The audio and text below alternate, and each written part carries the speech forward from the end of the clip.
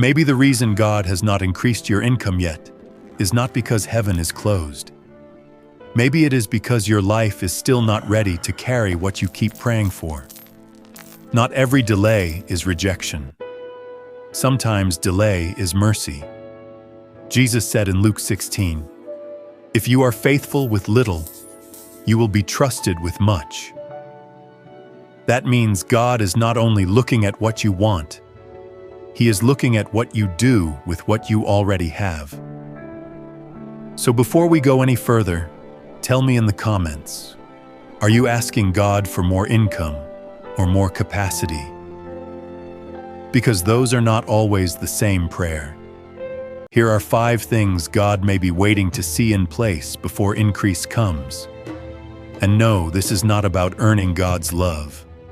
This is not about forcing His hand. This is about becoming faithful, aligned, and ready. Number 1, pass the $10 test. Most people think their biggest problem is that they do not make enough money. But sometimes the deeper problem is this: they do not respect what they already have. They pray for thousands while being careless with tens. They waste small amounts. They ignore small leaks. They spend little bits here and there and tell themselves, it is only a few dollars. It does not matter. But that is exactly the test. Small money does not test your math. It tests your character. It tests your discipline. It tests whether you honor what God already placed in your hand. If you are careless with $10, why would you suddenly become wise with 10,000? You probably would not. You would just make bigger mistakes at a bigger level. That is why some people stay stuck. They think more money will finally make them disciplined. But most of the time, discipline has to come first. Look at real life. Do you open your bank app or avoid it? Do you track small spending? Or do you keep saying you will get serious later? Do you spend when you are bored? When you are stressed? When you are trying to make yourself feel better for 5 minutes? Some of you got paid on Friday and felt broke by Monday. Not because no money came in, but because no structure was waiting for it. Because the way you handle what feels small says everything about how you would handle what feels big. Small money reveals big character.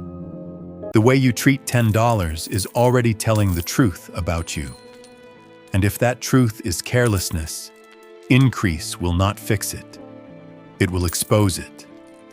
But maybe you hear that and think, okay, I need more discipline. Yes. But discipline alone is not the whole issue. Because some people manage money carefully and still live trapped. Why? Because their mind is still chained to lack. Number 2, break the mindset of lack. Some people ask God for increase on Sunday and then spend the rest of the week speaking fear. They panic fast. They expect loss. They always assume something is about to go wrong. They say things like, I will never get ahead. Every time money comes in, it disappears. Nothing ever works for me. There is never enough. And after a while, lack stops being a season. It becomes an identity. Now listen carefully. Faith is not pretending your bills are not real. Faith is not fantasy. Faith is trust. Paul said in Philippians that God will supply your needs. Romans talks about renewing your mind. That means if your mind has been trained by fear, scarcity, and financial pain, you cannot keep feeding those thoughts and expect peace to guide your decisions. A fearful mind cannot steward peaceful increase, because fear makes you grab. Fear makes you rush. Fear makes you hold too tightly. Fear makes you make decisions from survival instead of wisdom. And fear is a terrible financial advisor. Some people are not only struggling because of money, they are struggling because fear is sitting in the driver's seat. Some of you are praying for overflow while hiding from your own bank balance. So no, this is not about pretending problems do not exist. This is not about naming it and claiming it. This is about refusing to let fear become your master. You cannot speak anxiety all week and expect to carry increase with peace. You cannot keep saying, "I am always behind. I am always losing. Nothing ever changes for me." And then wonder why your choices keep coming from panic. Maybe the first breakthrough you need is not in your bank account. Maybe it is in your thinking. But it gets even more uncomfortable than that. Because some people are not just thinking like they are poor. They are eating the very thing that was meant to multiply. Number 3, stop eating the seed. This is where a lot of futures die. Not because there was no blessing, but because everything got consumed. Everything that comes in gets used up. Nothing gets planted. Nothing gets saved. Nothing gets built. Nothing gets multiplied. And that is dangerous. Because not everything in your hand was given to be consumed. Some of it is bread for today, but some of it is seed for tomorrow. Paul talks in 2 Corinthians about sowing and reaping. That principle is bigger than church giving alone. It touches your money, your time, your skills, your discipline, your generosity, your future. Some people get a little extra and instantly spend it. Tax refund, gone. Bonus check, gone. A little breathing room, and suddenly there is a reward, a purchase, a treat, something unnecessary. Why? Because pressure made them hungry, and they ate the seed. Bread meets the moment. Seed builds the next season. And if everything gets consumed, nothing gets multiplied. This is why some people keep starting over. Every new blessing arrives to an old pattern. Every new opportunity gets swallowed by the same habits. And then they say, "God never increases me." No. Sometimes increase came. It just never had a system waiting for it. It is not that money never came. It is that money never found structure. When you eat your seed, you may feel relief today, but you create lack tomorrow. And let me say something clearly. This is not guilt. This is wisdom. Not everything God puts in your hand is meant to disappear by the weekend. Some of it is meant to be planted. Some of it is meant to be protected. Some of it is meant to become something bigger later. And even if you stop eating the seed, one hard question still remains. If more came into your life right now, would your life be able to hold it? Because a lot of people do not have an income problem first. They have a structure problem. Number 4, repair the cracks. Sometimes the issue is not that God will not pour more in. It is that too much would leak out too fast. Because money does not heal chaos. It exposes it. Money does not fix disorder. It amplifies it. If your life is cracked, more money will not create peace. It will create bigger leaks. What are the cracks? Procrastination, emotional spending, no plan, no self-control, starting things and never finishing them, avoiding hard conversations, living for relief instead of wisdom, wanting to look successful more than wanting to become stable. Proverbs says the plans of the diligent lead to abundance. Jesus talked about counting the cost before building. That means structure matters, planning matters, discipline matters, integrity matters.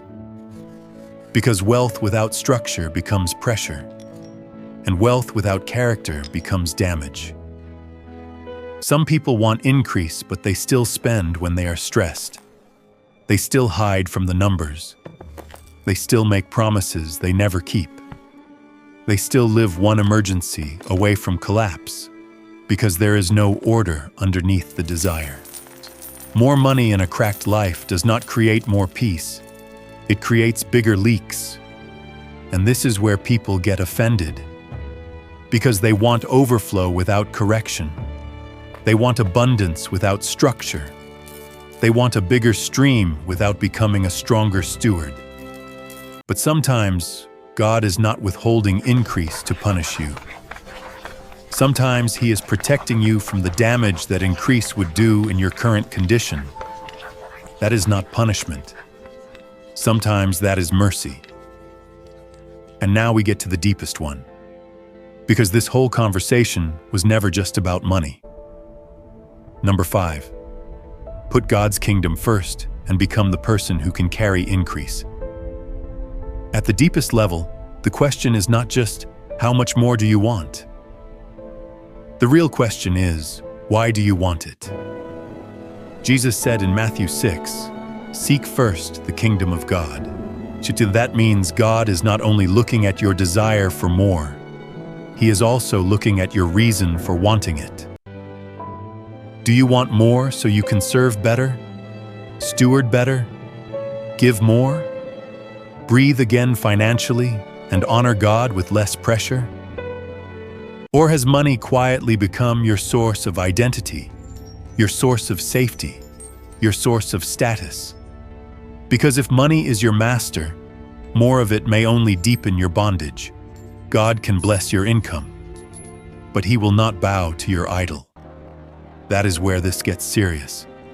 Some people do not want provision, they want control. Some do not want increase for purpose. They want increase for validation. They want to feel bigger, safer, more important, more admired. But when money becomes your savior, it will never be enough. That is why God often works on the person before He expands the provision. He grows the steward before He grows the stream. He shapes the character before He releases the weight. Because more money in the wrong heart does not free you, it traps you. But when God is first, increase becomes a tool, not a trap. Then money has a place. It is no longer your identity. It is no longer your peace. It is no longer your God.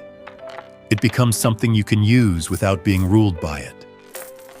So maybe the prayer should not only be, "God, give me more." Maybe the prayer should be, "God, make me the kind of person who can carry more without losing peace, integrity, or dependence on you." That is a different prayer. And that prayer changes everything. So maybe God has not increased your income yet, because He is increasing something deeper first. Your faithfulness, your thinking, your discipline, your stewardship, your purpose. So do not just pray for more money. Become the person who can carry more without leaking it, worshiping it, or being destroyed by it. Heaven is not moved by how badly you want more. It pays attention to what you are becoming. Now be honest. Which of these 5 is the one you need to work on first? Comment just the number. 1, 2, 3, 4, or 5. And if this message hit you deeply, stay with me. Because the next one is about the hidden habits that quietly block financial increase.